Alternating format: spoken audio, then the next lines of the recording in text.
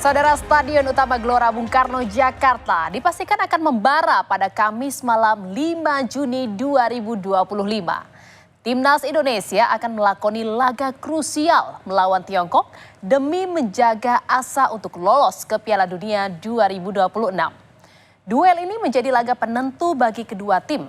Garuda siap mengepakkan sayapnya dengan kencang untuk menghadapi The Dragons. Bagi Indonesia, kemenangan melawan Tiongkok adalah harga mati. Pasalnya, hasil imbang apalagi kalah bisa memupus harapan Garuda yang menempati posisi keempat di klasmen grup C untuk lolos kualifikasi Piala Dunia. Sementara di sisi lain, Tiongkok juga bertekad untuk meraih poin penuh agar terhindar jadi juru kunci grup C.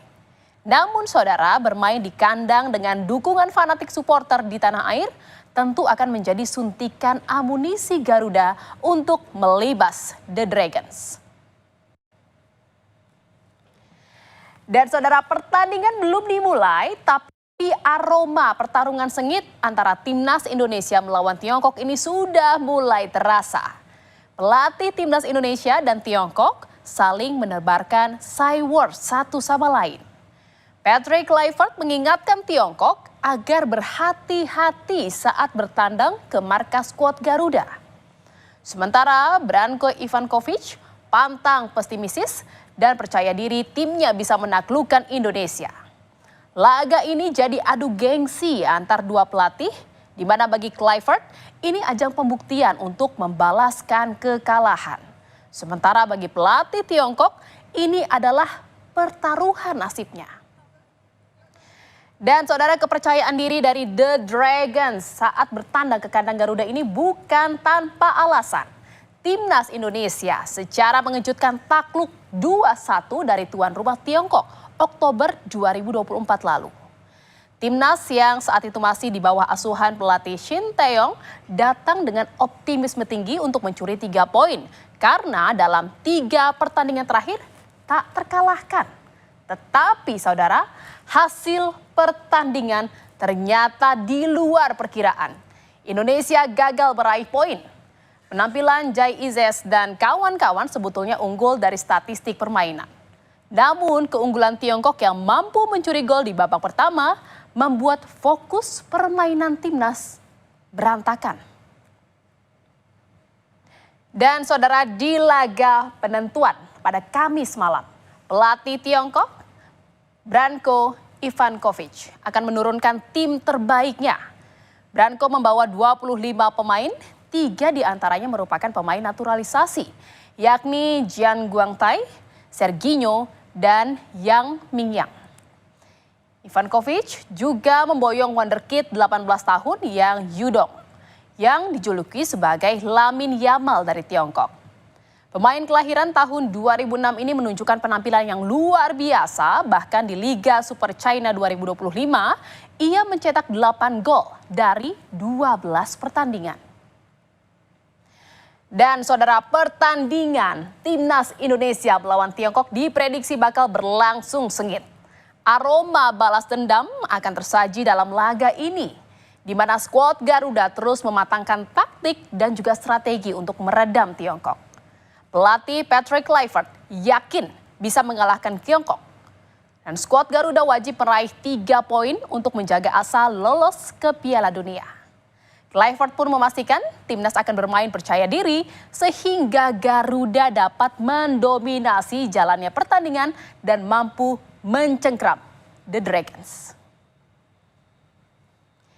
Dan saudara, untuk menambah daya gedor melawan Tiongkok, kali ini timnas diperkuat beberapa pemain kunci.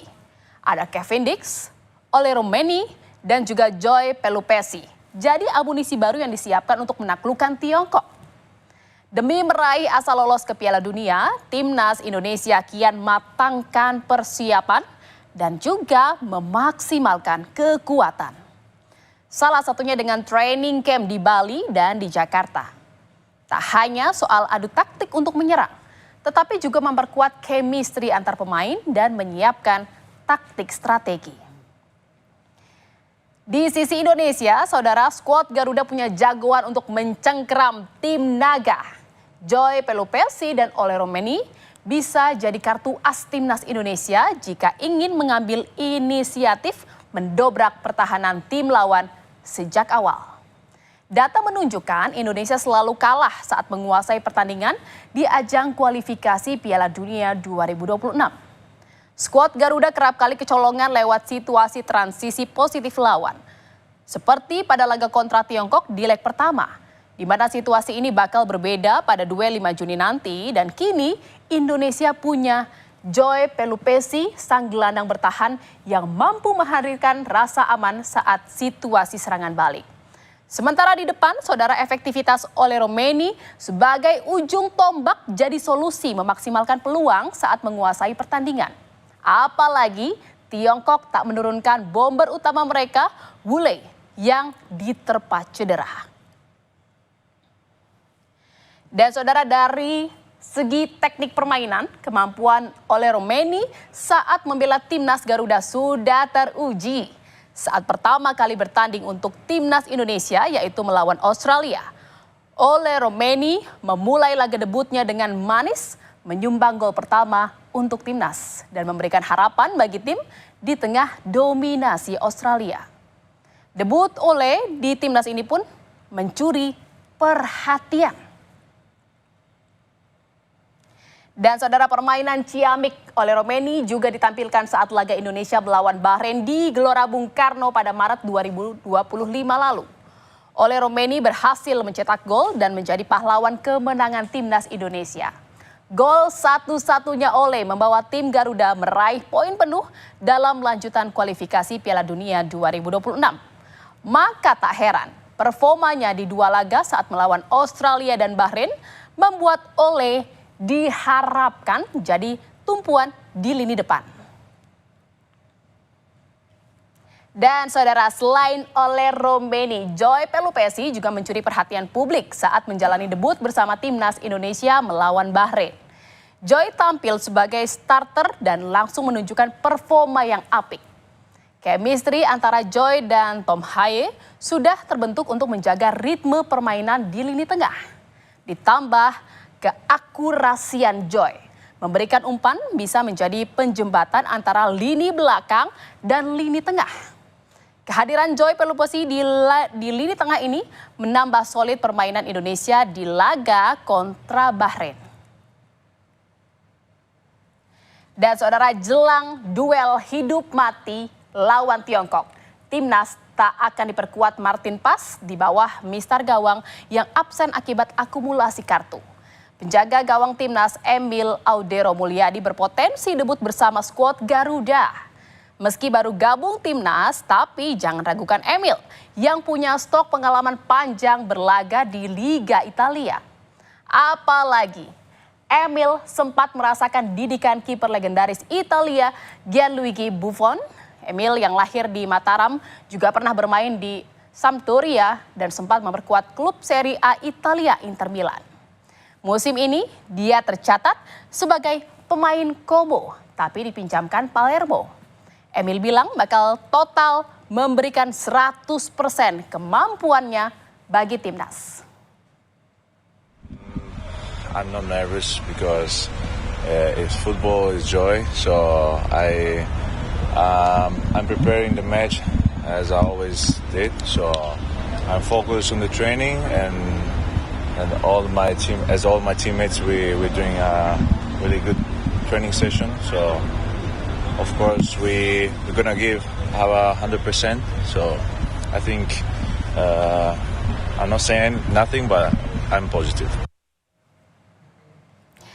Saudara, beberapa pemain kunci timnas terpaksa absen saat menjamu Tiongkok. Marcelo Ferdinand dan juga Martin Pas misalnya yang kena akumulasi kartu. Sementara Sandy Walsh dan Ragnar Oratmagun diterpa cedera. Tapi bukan berarti sayap Garuda patah. Timnas masih punya pilar penyangga, Jai Izes, Rizky Ridho, dan Justin Hapner. Trio kokoh jaga lini pertahanan. Di lini penyerang, Ole Romeni dan Rafael Strike andalan merobek gawang lawan. Kevin Dix dan Calvin Verdong siap mengobrak-ngabrik dan juga mengedor pertahanan The Dragons team. Duet Tom Haye dan Joy Pelopesi yang teruji ciamik saat bungkam Bahrain diprediksi juga ampuh menjaga ritme permainan. Sang kapten percaya diri, timnas bermain apik. Kehilangan pemain kunci bukan masalah besar, terutama pergantian kiper karena banyak opsi pengganti. I know Emil a little bit now because he plays in Italy and we had a lot of contact also before he did the neutralization. And so far I've only played with Maarten, so I cannot really say what the real big difference is, but we are very fortunate to have multiple goalkeepers, not only them but also we have other goalkeepers who are really good, so we're really fortunate to have a lot of choices, so it will be a difficult choice for the coach when everybody is here. Saudara, tak cuma menang lawan Tiongkok, juru taktik timnas Patrick Kluivert juga ingin anak asuhnya merengkuh 3 poin dalam duel kontra Jepang. Bukan tanpa alasan, Indonesia masih berpeluang lolos langsung Piala Dunia jika mampu mengunci kemenangan. Kluivert mengakui si rival timnas punya kemampuan yang tak bisa dianggap remeh. Tapi Kluivert yakin bisa menaklukkan Tiongkok dan mengamankan 3 poin.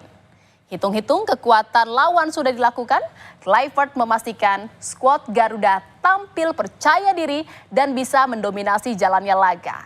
Kluivert bahkan memberi peringatan pada Tiongkok untuk berhati-hati. Globally, in big lines, I know how they play, but I think the most important thing is that how we are playing. They need to look at us because we are playing at home. We have to play dominant game, and they have to. Be careful of us, and we of course don't need to underestimate our opponent. But I think that China needs to be aware what we bring to the table. Saudara, kontra Jepang kita masih punya asa, saudara, karena bagi tim Samurai Biru laga ini tak ada artinya. Apalagi fokus Jepang langsung di putaran Piala Dunia. Secara mengejutkan, negeri matahari terbit itu merombak besar-besaran skuadnya dalam menghadapi Australia dan Indonesia. Pelatih Hajime Moriyasu memanggil mayoritas pemain lapis kedua dan menyertakan 7 debutan yang belum pernah tampil untuk timnas senior sebelumnya. Apa alasannya? Karena Jepang sudah memastikan diri lolos ke putaran final Piala Dunia 2026. Saudara, duel sengit Garuda versus Naga bakal jadi pertaruhan hidup mati Tiongkok dan Indonesia. Lanjut atau terhenti langkahnya dilanjutkan di kualifikasi Piala Dunia 2026 zona Asia. Masing-masing juru taktik sudah dikantongi racikan terbaik. Bagi kedua tim tak ada pilihan selain menang. Tak cuma 70.000 supporter yang menyesaki GBK, tapi seluruh Indonesia menaruh asa pada timnas Garuda.